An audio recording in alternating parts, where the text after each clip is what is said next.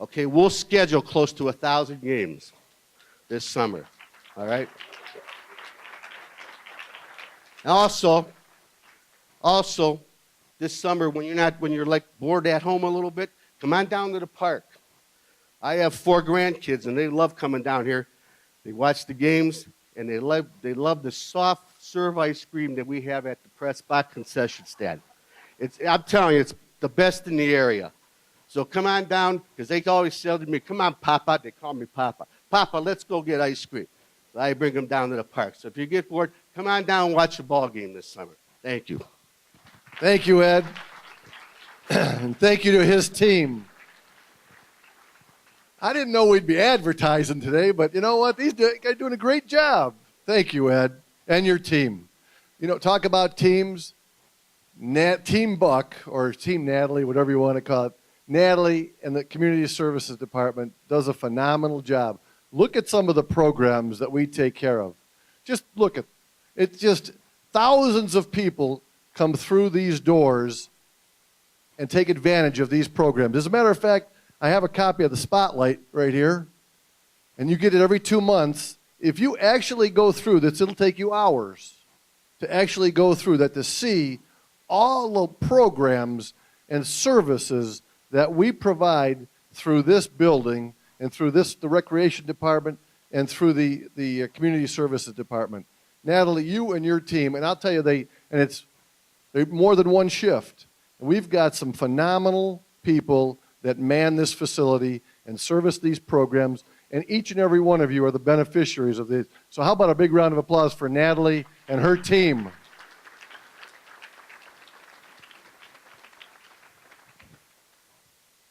And we have some new programs. And just to highlight one of them is we're looking to create, through the Garden Club, a community garden. And so be patient, but we will be doing something along that line. And quite frankly, I think some of you will be participating in it. So we'll look at that along with the summer camp, the summer garden, camp garden, and also the summer adventure camps. And so I don't know how many people we process through the camps in the summertime. How many is it, Natalie? Hundreds, Mary? Hundreds of young people benefit from the commitment of these people, the team that we put together in the Community Services Department for your children, your grandchildren, and it's a phenomenal opportunity. And if you get, like Ed said, get a chance, come to the park this summer, come to this building and see all the activity. It's a tremendous opportunity for this community. Now, everyone knows the next person. Kathleen Kapusta, our Senior Services Coordinator. Now, Kathleen could spend an hour just talking about all the services we provide. So I'm going to stand next to her so that I can slow her down after a while. Go ahead, Kathleen. Good morning, ladies and gentlemen. We're very happy to have you here this morning, and I guess I'm just going to say, basically, I think the first line sums it up. No place like home. We know everything you read is that we want to, as we want to age in place, we want to stay in our homes. And that is and always will be the goal that we have here. But I would add to that and say, no place like home, and you're never alone. What we want you to always realize is that no matter what the problem is or the concern about aging and getting older, you have us to turn to. We're here. If we have the service, we'll put it in place for you.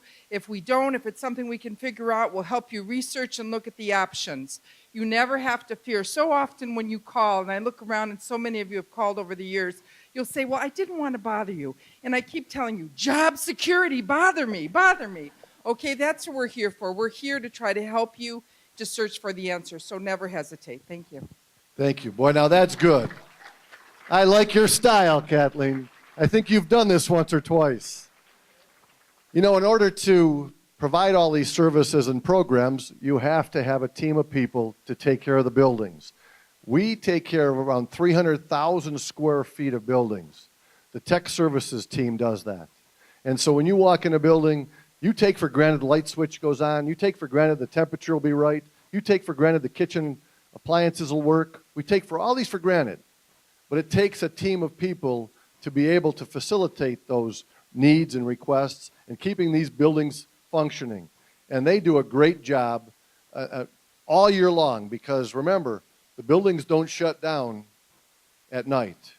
There's pumps going, there are switches being turned on and off, temperatures being regulated, and that needs to be done on a 24-hour basis. So we do a great job with Tom Afsick in charge. And Marty Kirkle, I want to mention Marty because Marty put a winter fest together. If you've ever had a chance with your grandchildren next year, Marty, are you going to do it again next year? Where we convert the safety town to a Winterfest for children. And Marty is the architect of that. And so I hope that he'll continue that process next year because it's amazing the feedback I get from grandparents who take their grandchildren and walk through Safety Town.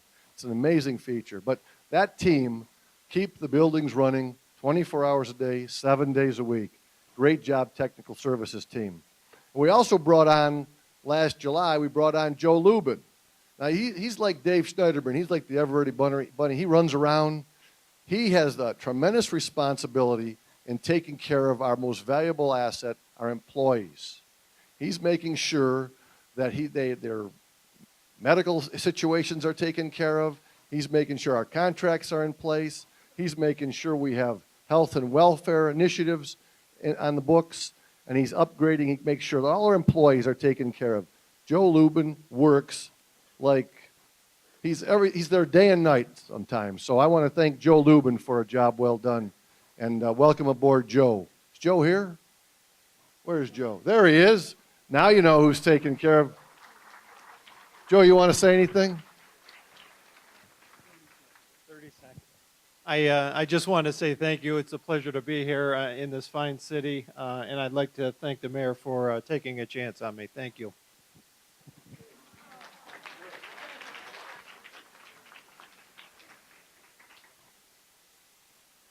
Okay, we're making progress. Getting ready to finish up, okay? Take it easy. Now, we talked about, through the theme of this entire talk was about leadership. It was about teamwork. You've heard about leadership. You've heard about teamwork. That equals success. And some of the areas of success that we've had, before I get into some of our points of pride success initiatives, how about our census? Isn't it amazing that our population hasn't changed over the past, 4 decades, 5 decades? Because, and I've said this before, you take families like mine, where at one time there were 7 children and 2 adults, 9 people in one house. That house has 1 person in today. So we have more housing stock, but less people in the houses. So that's why we've maintained the same number, approximately the same number of residents over a multi-decade period. Talk about points of pride, talk about our successes. With the challenges in the economy, and you read about them every day, the challenges for trying to attract jobs, challenges of trying to maintain budgets, we've had no layoffs, no furloughs, and no tax increases to the City of Independence. And we're proud of that fact, and I give council and the finance director and our team a lot of credit for that. Also, another success area is Independence Magazine. Oh, yes, I do have a copy. It's going to be coming out. You haven't gotten it yet, have you? It's coming out. It's a hospitality guide. It gives you a lot of information on the city. It talks about our 50th anniversary. And it also has a nice little story about Bob Briggs in there and some of his successes.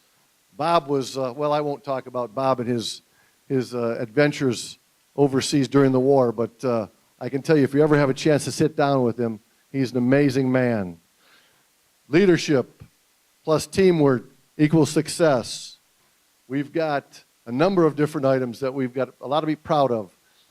And Team NEO gave us the Best Business Retention Award by working with Kaga Heights in Cleveland and keeping Alcoa. John Veras was nominated for Crane's Cleveland Business Chief Financial Officer of the Year Award. And our own homegrown discount drug mart, you know it's owned by the Boujay family.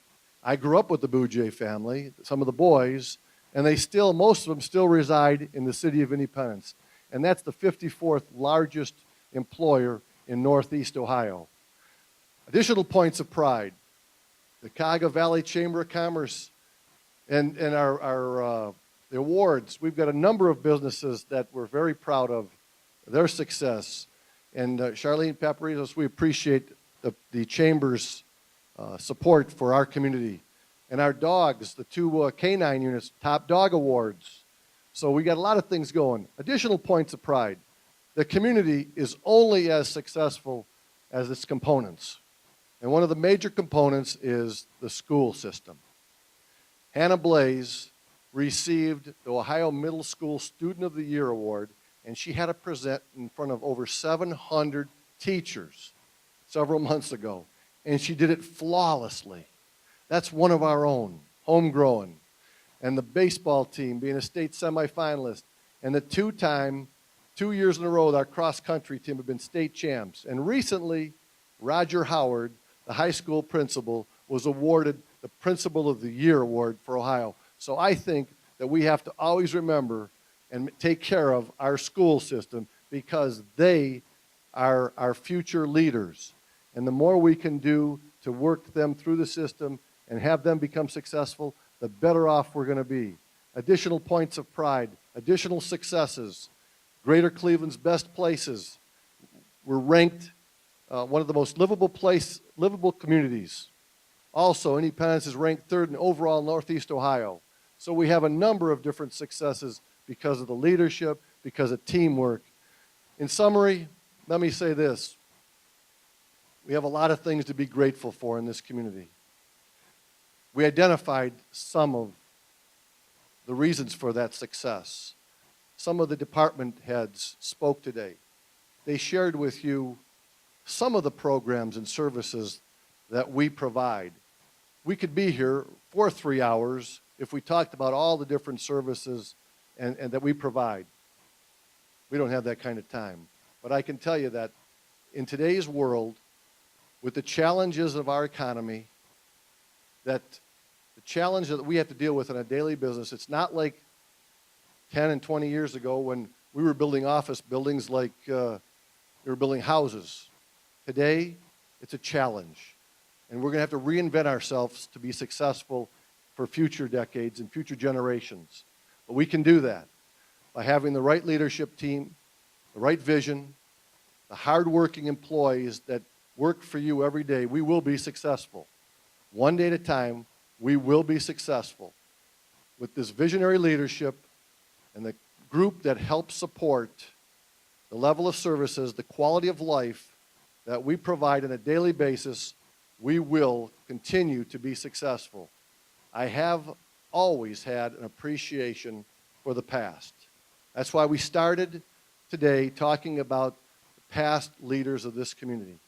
I have a lot of pride in those leaders for the accomplishments over the decades.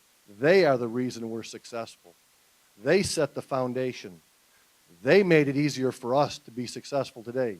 But it's incumbent upon us as leaders today to set the foundation for tomorrow, for future generations.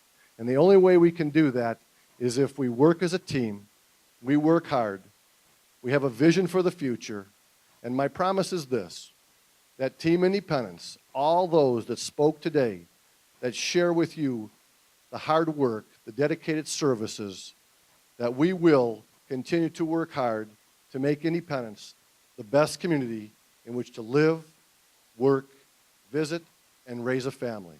Thank you. God bless, and God bless the City of Independence.